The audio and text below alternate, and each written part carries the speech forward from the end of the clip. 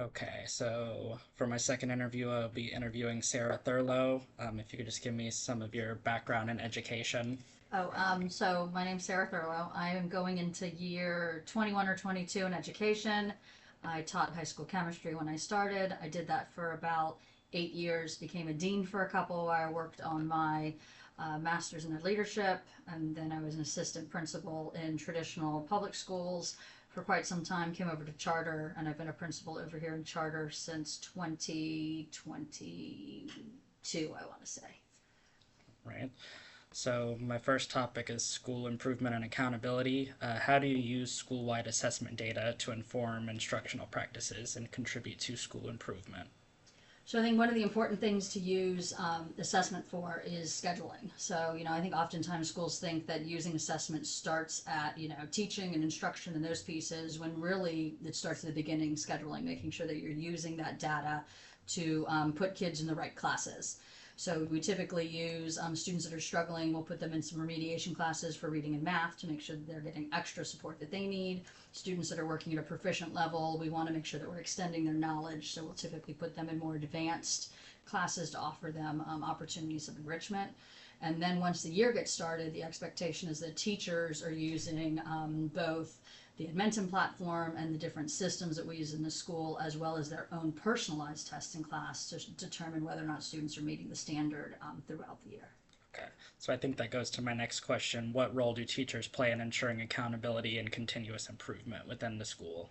I think they play probably one of the biggest roles, making sure that they're using their data to hold kids accountable and to set up reasonable goals for kids. You can't take a level one kid and expect for them to have, the same learning targets and mastery as a level five. So being able to differentiate that instruction based on the data is important for the teacher.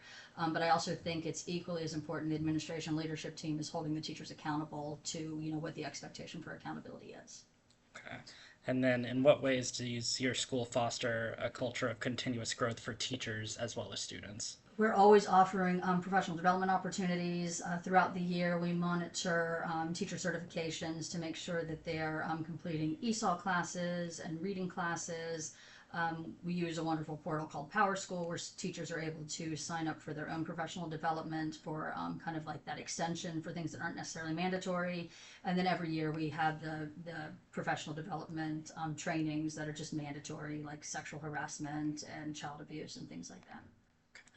So, going along with the assessment data, how do you use assessment data to adjust your teaching? So, this would be more of when you were in the classroom. Right. Um, I think it gives you the opportunity to know whether or not you need to slow down or speed up. So I think, using assessment data should be linked to pacing in your classroom.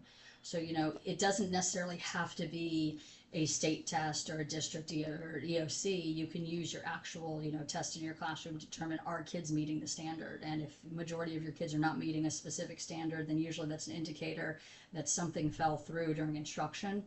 And so using that data to find times where you need to reteach and re-instruct and go back and slow down, I think is important versus ignoring all the data and just following your lesson plan and not really caring whether or not the kids are coming along with you. Yeah. So, what tools would you say teachers are using to track and monitor student growth over time? I think they're using like fast scores at the beginning of the year. So we know when a new student comes in the classroom, you don't really know them from anyone, using their fast scores to kind of pinpoint, grouping, things like that. And then once teachers can develop the relationship with students, they should be using their own like testing quizzes, more informal data collectors.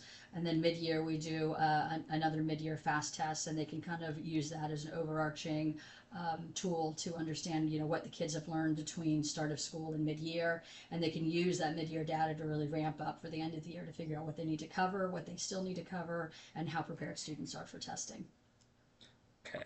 Along standards, how do you ensure that lessons are aligned to state or national standards and help prepare students for those end of year assessments? So a lot of our curriculum is already aligned to the Florida state standards. Our teachers also use CPALMs to pull those standards. They're expected to have the standard posted in their classroom, so not only the teacher but the student administration knows what standard they're working on. But I think the easiest way to know that our instruction is aligned to the standard is that we're using curriculum and assessment tools that are aligned to the standard to begin with. how can teachers effectively scaffold or differentiate when the students all still need to meet that common standard goal? I think that's a great question. I think the expectation on teachers is they're teaching grade level curriculum, and so there's not always time built into the classroom to kind of go back and cover the previous years. One of the things that we're trying to do this year is create an actual day in the week where we're using it strictly for opportunities for remediation for students that might be struggling or falling behind, and then opportunities for enrichment for students that are performing at or above a grade level.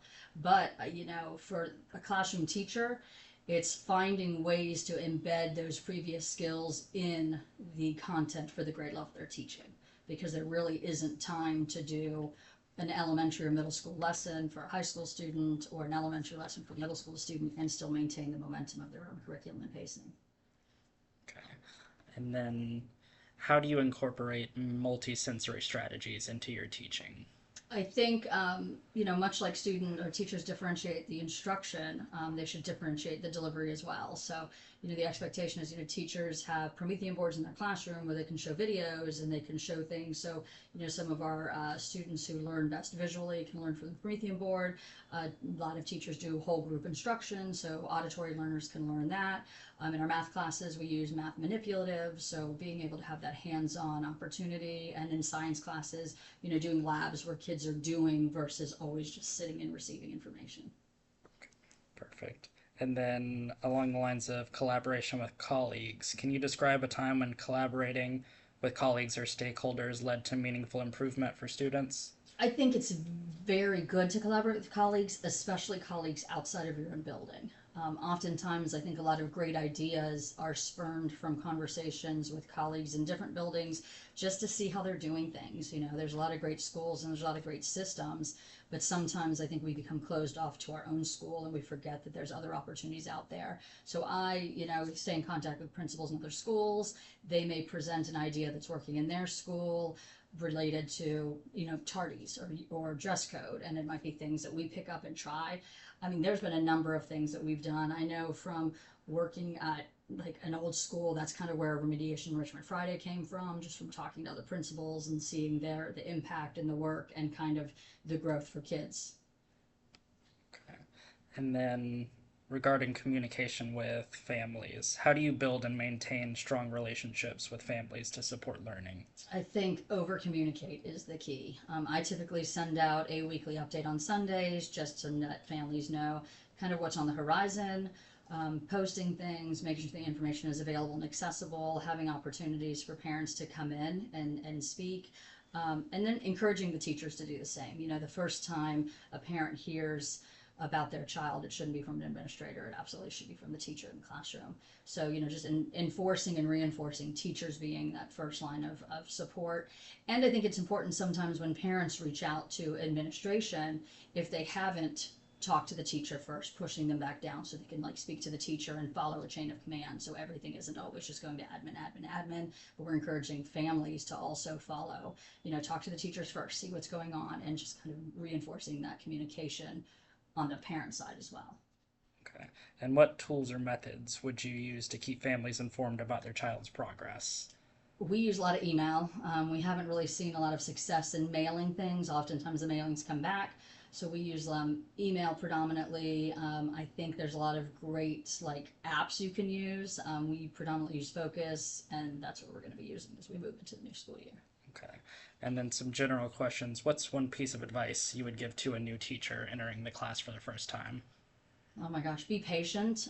Your first year is very, very difficult. If you feel like you're drowning, it's probably because you're doing it right.